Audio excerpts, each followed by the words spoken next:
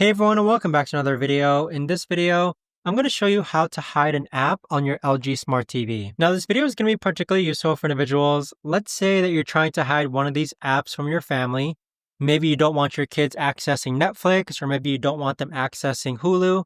How do you actually go ahead and hide an app on your LG Smart TV? Now this video is going to be short, sweet, and simple, guys. There's not going to be a lot of steps involved. So what you're going to do is that first you're going to grab your remote. And let's say that we want to go ahead and hide Sling. Press the sensor button located right over here and hold it down for a couple seconds. Next, you're going to be taken to this page here. If you press the up button, you see this eyeball icon. This is going to allow you to actually hide this app.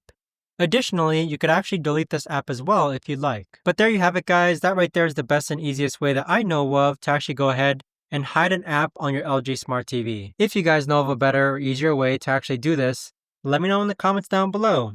I would love to know. Thanks so much for watching, everyone, and I'll see you guys all in the next video.